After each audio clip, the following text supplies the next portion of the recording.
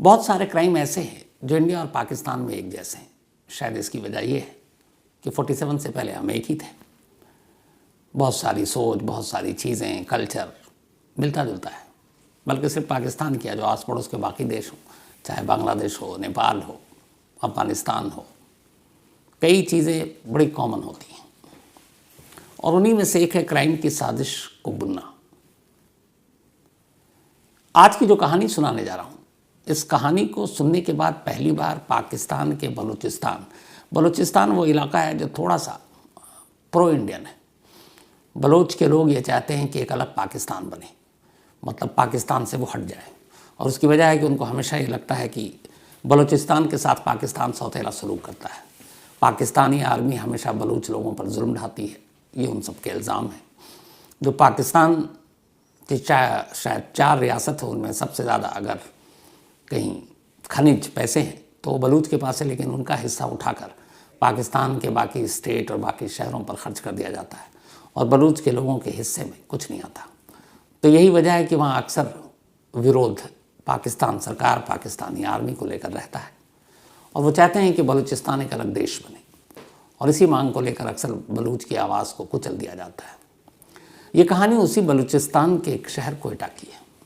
इस कोयटा में एक परिवार रहा करता था। परिवार का मुखिया अनवारुल हक। अनवारुल हक कोयटा में पैदा हुआ, वहीं पढ़ा लिखा, लेकिन जैसे ही उसने कॉलेज क्लियर किया, उसे कुछ relative United state of America में थे। तो अपने उन रिश्तेदारों की मदद से वो करीब 28 साल पहले अमेरिका चला गया। अमेरिका में तब उसने नौकरी शुरू की। उस वक्त अमेरिका में ये जो आजकल अभी ट्रंप के आने के बाद शुरू हुआ है, वीज़ा को लेकर और बाकी बहुत सारी चीज़ें फॉरेनर्स को लेकर, उतना नहीं था। तब अमेरिका में बड़ा खुलापन था विदेशियों को लेकर। तो भारत, पाकिस्तान, नेपाल, बांग्लादेश, अफगानिस्तान, श्रीलंका, तमाम लोग अमेरिका बेहतर अपने सपनों को पूरा करने के लिए जाते थे। उन्हीं में से एक था अनवारुल हक। वहाँ जाकर वो ठीक ठाक अपनी नौकरी करता है। कुछ दिन के बाद पाकिस्तान लौटता है, फिर उसकी शादी हो जाती है। शादी के बाद वो अपनी पत्नी के साथ यूनाइटेड स्टेट पहुँचता है और वहीं उसकी दुनिया आबाद होने लगती है। धीरे धीरे वक्त बीतता है और अनवारुल हक एक डुअल सिटीजनशिप उसको मिल जाती है। पाकिस्तान का नागरिक होने के नाते नाते अब उसको अमेरिकी सिटीजनशिप भी मिल चुका था, अमेरिका का। तो वो वहीं रहता है। इसके बाद एक एक कर उसके 4 बच्चे होते हैं। अब चूँकि अमेरिका में चारों बच्चे पैदा हुए, तो वहाँ जो बर्थ राइट के हिसाब से है कि जो अमेरिका की सरजमीन पर पैदा होगा वो अमेरिकन कहलाएगा, उसे अमेरिकन पासपोर्ट मिलेगा। तो चूँकि अनवारुल हक के चारों बच्चे अमेरिका में ही पैदा हुए, तो बाई बर्थ ही वो अमेरिकन सिटीज़न हो गए। अब इसी चीज़ को लेकर भी यूएस में हंगामा चल रहा है, क्योंकि डोनाल्ड ट्रंप ने अपने ऐलान कर दिया है कि अब जो भी अमेरिका में आएगा, रहेगा, और अगर वहाँ कोई बच्चा पैदा होता है और उनमें से अगर कोई एक अमेरिकन ना हो, चाहे माँ या बाप, तो फिर उसको बाई बर्थ अमेरिकन सिटीजनशिप नहीं मिलेगी। और इसका सबसे ज़्यादा नुकसान इंडियन को हो रहा है।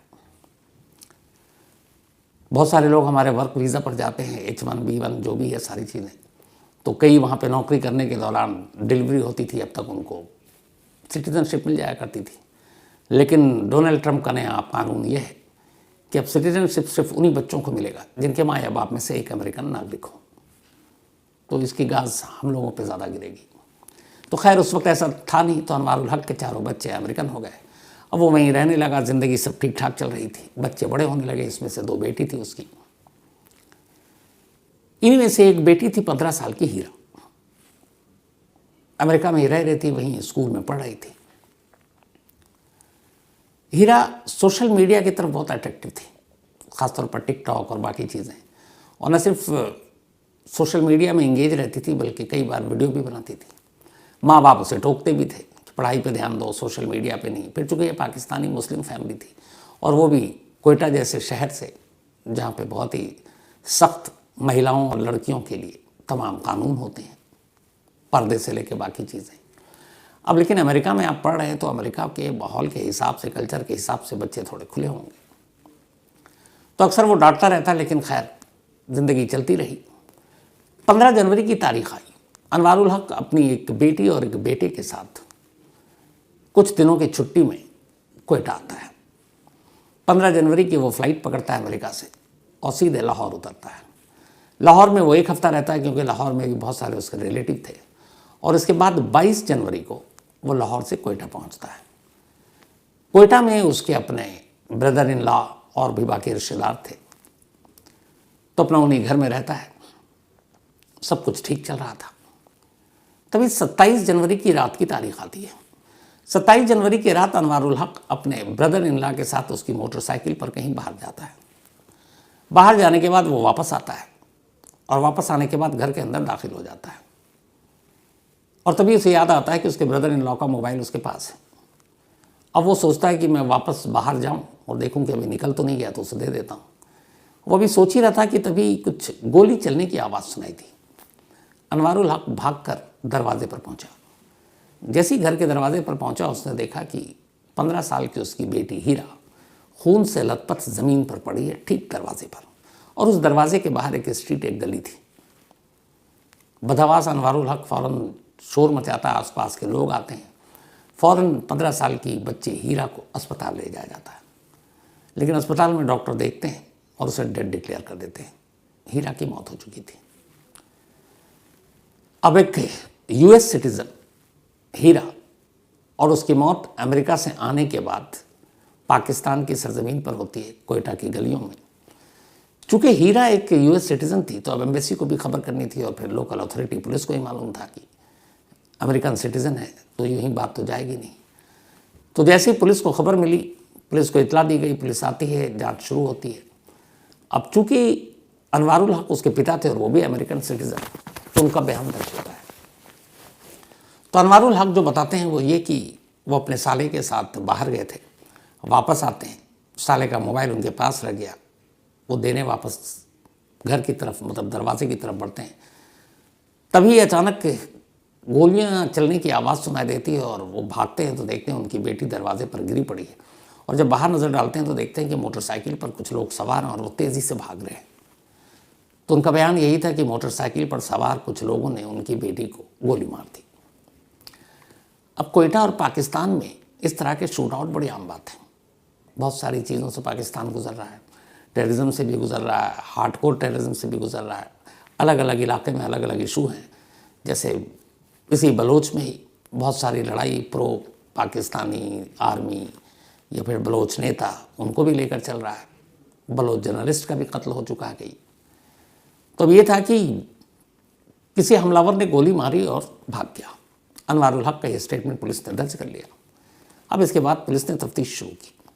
तो तफ्तीश के हिसाब से ये था कि उस रात वो अपने साले के साथ गया था। फिर साले को बुलाया गया, साले से पूछताछ की गई। उसने भी सेम यही बयान दिया कि हाँ, वो अनवारुल हक के साथ अपने किसी रिलेटिव के पास गया था, मोटरसाइकिल पर, चूँकि गलियों में जाना था। और फिर मैंने उन्हें छोड़ दिया और गलती से वो बीच में 1-2 फ़ोन करने के लिए, क्योंकि उनके पास अमेरिकन सिम था, तो लोकल सिम के लिए उन्होंने मेरा फ़ोन यूज़ किया।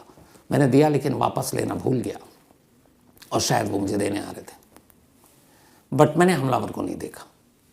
तो हमलावर को सिर्फ एक बंदे ने देखा और वो अनवारुल हक, यानी कि हीरा के फादर। अब पुलिस तफ्तीश करती है, इलाके के आसपास के जितने भी लोग हैं उनके बारे में पता करती है। कुछ ऐसे हार्डकोर लोग वो तो नहीं है, कोई मिलिटेंट तो नहीं है, कुछ और ऐसी वजह तो नहीं है। ये भी तफ्तीश होती है, बलोच हैं ये कहीं पाकिस्तान से, कहीं प्रो इंडियन टाइप तो नहीं है। तो ये सारी इन्वेस्टिगेशन चल रही होती है। पुलिस आसपास के सीसीटीवी फुटेज को भी खंगालती है। पुलिस को कुछ मिलता नहीं है। अब पुलिस उस गली के इत्तेफाक से, आजकल सीसीटीवी पूरी दुनिया में कॉमन है और पुलिस के लिए तो ये बहुत कारगर साबित होता है। तो पुलिस अलग अलग जगहों के उस रात, और ये वक्त था रात के करीब 11 बजे, मंडे का दिन था ये। तो पुलिस तफ्तीश करती है लेकिन कोई सुराग नहीं मिलता। अब कोई सीसीटीवी कैमरे में कैद नहीं, न गली के इस छोर पर न गली के दूसरे मुहाने पर। और पिता का स्टेटमेंट है कि किसी ने गोली मारी है, हमलावर था, मोटरसाइकिल पर था। तो जितने भी मोटरसाइकिल गुजरे उसमें इत्तेफाक से ऐसा एक भी सस्पिशियस कैरेक्टर नहीं था। जो कुछ लोग कैद हुए उनके मोबाइल, जो बाइक के नंबर थे और वो थे, पुलिस ने उनको चेक किया, सब जेन्युइन निकले, उसी इलाके के निकले। और अनवारुल हक से उनका दूर दूर से कोई लेना देना था नहीं। इलाके के मोबाइल को भी उस वक्त देखा कि उस टावर पे कितने एक्टिव थे, कोई बाहरी मोबाइल नंबर। जिन नंबरों पर शक हुआ और नंबरों को भी खंगाला, उसमें भी कोई सस्पिशियस कैरेक्टर नहीं मिला।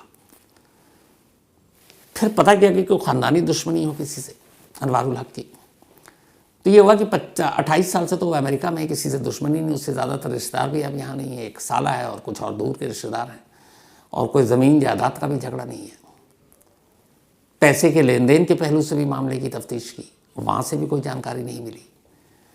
अब लास्ट में पुलिस को लगा कि कोई भी ऐसा एक सुराग या क्लू नहीं मिल रहा जिससे पता चले कि हमलावर की कोई दुश्मनी थी, चाहे जायदाद हो, पैसे हो, रिलीजियस मैटर हो, कोई और हो, कहीं से भी नहीं है।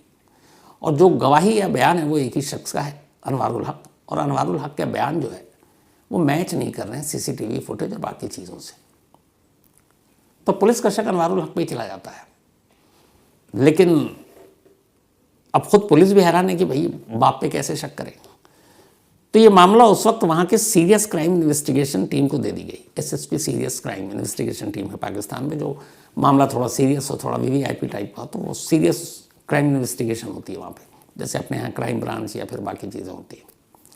तो इसके एसएसपी जाहिब मोहसिन, बल्कि जोहैब मोहसिन, अब ये केस को हैंडल कर रहे हैं, इन्वेस्टिगेट कर रहे हैं।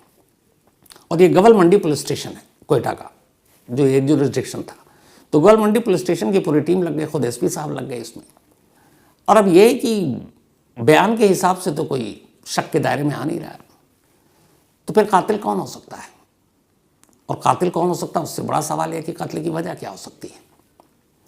अब पुलिस ने दूसरे तरीके से मामले की जांच शुरू की, कुछ आस पड़ोस के लोगों से, क्योंकि हीरा को और अनवारुल हक को कोयटा के इस गावल मंडी इलाके में आए हुए लगभग 6 दिन हो चुके थे। 22 जनवरी को ये पहुँचे थे, 15 जनवरी को लाहौर आए थे और 22 को ये कोयटा पहुँच गए थे। तो उन्होंने पूछा कि ये बाप बेटी के रिश्ते बाकी कैसे, सब ठीक ठाक। तो कुछ पड़ोसियों ने बताया कि वो अक्सर अनवारुल हक अपनी बेटी को डांटता रहता था, जैसे किसी से मिलाने आ गया कि ये तुम्हारे, बहुत सालों बाद कुछ आते हैं तो बच्चों को मिलाते हैं, तो मिलने की बजाय ज़्यादातर मोबाइल पे ही एक्टिव रहती थी, सोशल मीडिया पे। तो कई बार डांटा भी कि इनसे मिलो, बात करो, तुम मोबाइल कितनी बार समझाया, तो और बहुत ही तेवर में, गुस्से में। अब ये बात पुलिस को बड़ी अजीब भी इसलिए नहीं लगी क्योंकि ये वो इलाका है जहाँ पे ऑनर किलिंग भी बहुत हो चुकी है। पाकिस्तान में हर साल लगभग 1000 औरतें या लड़कियाँ आज भी ऑनर किलिंग के नाम पे मार दी जाती हैं। तो अब हुआ ये कि पुलिस को शक घर वालों पर ही था, लेकिन वजह क्या हो सकती है? पुलिस ने तफ्तीश शुरू की, फिर अनवारुल हक को बुलाया, और ये बात है 29 जनवरी की, और बुला के बोलता है कि देखिए आपका जो बयान है, हमने सारी चीज़ें खंगाल डाली, सीसीटीवी से लेके मोबाइल, जितने भी बाइक के नंबर, आपके बयान से कोई भी मैच नहीं कर रहा है, और ये कत्ल आपने किया। अनवारुल हक पहले तो घुमाता रहता है, लेकिन फिर पुलिस अपने पर आ जाती है, कहती है कि दूसरा कोई है नहीं सुराग। और फिर वो अनवारुल हक को वो बात बताता है जो पड़ोसियों और कुछ रिश्तेदारों से पुलिस को पता चला, क्योंकि वो पुलिस लोकल लोगों के साथ घुली मिली थी, तो उन्होंने कई चीज़ें बता दी। तो उसने कहा कि आपने जब अमेरिका से आए और बहुत अरसे के बाद आए, तो आप अपनी वाइफ को भी लेकर नहीं आए, 2 बच्चों को भी अमेरिका में छोड़ा, सिर्फ 2 बच्चे को लेकर आए, और उसमें भी हीरा को। बोला हाँ वो कुछ दिनों के लिए आया था, वो लोग बाद में आएंगे। उसने कहा हीरा को आप अक्सर डांटते हो, और ये रिकॉर्ड पर है। अच्छा, इस इन्वेस्टिगेशन के दौरान पुलिस ने, कोयटा पुलिस ने यूएस में भी नंबर लेकर अनवारुल हक की पत्नी और उसके बाकी बच्चों से पूछताछ की कि आपको किसी पे शक है, कोई बात है। फिर हीरा के बारे में सारी जानकारी जुटाई। तो जब जानकारी जुटाई तो ये भी पूछा कि क्या हीरा में कुछ ऐसा था, पढ़ाई लिखाई में कैसी थी, क्या फादर उसको गुस्सा करते थे। तो बड़े सरसरी तौर पर घर वाले या उसकी वाइफ ये बताया गया कि हाँ, वो अक्सर उसे टोका करते थे अमेरिका में, उसके पहनावे पर, उसके दोस्तों को लेकर, और सबसे ज़्यादा उसके टिकटॉक पर एक्टिव रहने पर। वो टिकटॉक की बहुत आदी थी, टिकटॉक बहुत पसंद करती थी, और टिकटॉक पे बहुत सारे वीडियो भी बनाती थी, और अक्सर उसके फादर इस चीज़ को लेकर उसको टोकते थे कि ये गलत है, और फिर उसे वो धर्म के लिहाज से बताते थे। और टिकटॉक के कई ऐसे वीडियो या कंटेंट उन्हें लगता था कि ये मतलब ठीक नहीं है 15 साल की बच्ची के हिसाब से। तब जब ये सारी चीज़ें आई तब पुलिस के दिमाग में एक बात घर कर गई कि कहीं ना कहीं इसके पीछे अनवारुल हक का हाथ हो सकता है। अब पुलिस उठाती है और तबीयत से पूछताछ करती है, और एक साथ 2 गेम करती है। इधर अनवारुल हक को उठाया, उधर चूंकि लास्ट विटनेस जिसने ड्रॉप किया था अनवारुल हक को, और वो भी मोटरसाइकिल पर था, और सीसीटीवी कैमरे में वो मोटरसाइकिल भी कैद, जिसमें उनका साला था अनवारुल हक का, और वो वहाँ से गुजरा, सीसीटीवी में कैप्चर हो गया। उसके अलावा कोई भी ऐसा शक के घेरे में था नहीं। तो पुलिस ने साले को अलग उठाया और उससे एक अलग टीम पूछ रही है, और खेल ये हो रहा पुलिस का कि वो बता रही है कि अनवारुल हक ने एक्सेप्ट कर लिया और वो बता रही है कि तुम्हारे साले ने सब बता दिया। तो अब दोनों अलग लगे और दोनों को लगा कि वाकई भेद खुल गया। इसके बाद अनवारुल हक टूट जाता है और फिर पूरी कहानी सुनाता है। कहानी ये थी कि जब हीरा अमेरिका में बड़ी हो रही थी, पाकिस्तान से दूर, पाकिस्तान को उसने देखा नहीं, कभी कभार घूमने आई, बच्ची थी, उसे कुछ याद नहीं, पता नहीं, लेकिन अनवारुल हक को अपने पाकिस्तान और क्वेटा और बलोच का कल्चर मालूम था। अब वहाँ जिस मुल्क में रह रही है, जाहिर सी बात है उसी मुल्क के हिसाब से उसका कल्चर होगा, उसकी सारी चीज़ें होंगी। तो वहाँ उसके उसी हिसाब से दोस्त थे, दोस्तों से उसी हिसाब से बातें करती थी। उर्दू घर पे सिखाई जाती थी, लेकिन इंग्लिश में फराटेदार, क्योंकि अमेरिका में वो पैदा ही हुई थी। धीरे धीरे उसे सोशल मीडिया की लत लगी और टिकटॉक पे वो वीडियो बनाने लगी। उसके फादर ने कई ऐसे कंटेंट देखे और उन्हें लगा कि ये अश्लील टाइप है उनके हिसाब से, और ये 15 साल की बच्ची के लिए ठीक नहीं, बल्कि उस वक्त 13-14 साल की थी। तो उसे बड़ा टोका, उसे कई बार पीटा, उसके पहनावे पर पीटा, और वो कई बार बागी हो जाती। बाकी बच्चे सब कंट्रोल में थे कि हीरा जो है जब भी उसको डांटते वो टिकटॉक पर और भी एक्टिव हो जाती। इसी के बाद अनवारुल हक ने कहा कि उसने तय कर लिया कि इसे बिगड़ने नहीं देंगे, और अमेरिका में रहकर सुधार नहीं सकते, और अमेरिका में अगर कुछ किया तो फिर पूरी फैमिली को वापस पाकिस्तान जाना पड़ेगा, और पता नहीं उसके साथ भी क्या होगा। अब पाकिस्तान में तो देख लेंगे। तो इसी सोच और प्लानिंग के साथ कि वो हीरा को पाकिस्तान ले जाएगा और वहाँ मार देगा, अमेरिका से पाकिस्तान आता है 15 जनवरी को। एक हफ्ता अपने रिश्तेदारों के साथ रहता है। 22 जनवरी को क्वेटा पहुँचता है। क्वेटा पहुँचने के बाद सबसे पहले वो अपनी इस साजिश में अपने साले को शामिल करता है और उसे बताता है कि हाथ से निकल जाएगी और हमारे मज़हब का नाम भी बदनाम होगा, और मैं तमाम तरह से समझा चुका, अमेरिका में कुछ कर नहीं सकता, इसकी माँ और बाकी भाई बहन बीच में आ जाएंगे, तो इसीलिए इसको मारना पड़ेगा। एक बाप अपने साले से अपनी 15 साल की बेटी के कत्ल की बात कर रहा है, और साला उसे रोकने की बजाय ये कहता है कि ठीक है, अगर यही सही तो यही सही। और इसके बाद दोनों प्लान करते हैं। ये आइडिया साले का था कि क्वेटा में आमतौर पर बाइक पर किसी को गोली मारकर निकल लेना बड़ी कॉमन बात है, तो हम यही दिखाएंगे कि वो दरवाजे पर खड़ी थी, कुछ लोग गोली चलाते हुए चले गए, कई लोग शौकिया भी गोली चलाकर वहाँ से गुजर जाते हैं, क्वेटा में ये अक्सर होता है। तो एक गोली उसे लगी और मारी गई। तो फिर इससे पुलिस को भी ये अंदाज़ा नहीं होगा कि हमलावर कौन, मारने वाला कौन, क्योंकि हर दिन ये चीज़ें होती रहती हैं। इसके बाद साले ने पिस्टल का इंतज़ाम किया। मंडे की तारीख तय की गई। प्लान के हिसाब से अनवारुल हक अपने साले के साथ बाहर गया, ऐसे ही यूं टहलने, और उसे पता था कि जब भी वो लौटता है या कोई आवाज़ या गाड़ी रुकती है, वो चूँकि वो जो उसके साले हैं वो उसके मामू हुए हीरा के, तो उसे भी पता है कि मामू की मोटरसाइकिल की आवाज़ कैसी है। तो 15 साल की बच्ची आ जाती मामू से मिलने प्यार से। तो उस रात भी वो गए, वापस आए, गेट पर उतारा अनवारुल हक को साले ने। तब तक हीरा बाहर आ चुकी थी। अनवारुल हक तेज़ी से घर के अंदर गया, क्योंकि उसे मालूम था कि अगले पल क्या होने वाला है, और वो अपनी बेटी की मारने की प्लानिंग तो कर चुका था, लेकिन बेटी को मरते हुए नहीं देखना चाहता था। वो जैसे ही गया, इधर मामू समझकर वो दरवाजे पर रुकी, और मामू ने पिस्टल निकाली और अपनी भांजी को गोली मार दी। गोली मारते ही वहाँ से तेज़ी से मोटरसाइकिल पर निकल गया। फिर अनवारुल हक आया, शोर मचाया, फिर आगे की कहानी आपको पहले बता चुका हूँ। 15 साल के हीरा के कत्ल के इल्ज़ाम में उसके अपने बाप और उसके मामू, इन दोनों को गिरफ्तार कर लिया गया है। पाकिस्तान में लगभग 241 मिलियन की पॉपुलेशन है, जिसमें से 54 मिलियन के आसपास टिकटॉक ऐप यूज़ करते हैं। इसको लेके वहाँ भी हंगामा कई बार हुआ, कई बार बैन किया गया, कई बार वीडियो अपलोड डाउनलोड की चीज़ों पर भी रोक लगाई गई, लेकिन ये सिलसिला चलता रहा। पर 15 साल की एक बच्ची को सिर्फ टिकटॉक यूज़ करने और वो क्या पहनेगी, उसके लिए एक बाप अमेरिका में बैठकर साजिश रचे और हज़ारों मील दूर पाकिस्तान में आए और अपने ही साले के साथ इस साजिश को अंजाम दे, सोचकर अजीब लगता है। लेकिन क्राइम की दुनिया यही है कि इसमें आप जितना सोचेंगे कुछ अजीब नहीं होता, बल्कि ज़्यादा अजीब चीज़ें आगे आ जाती हैं।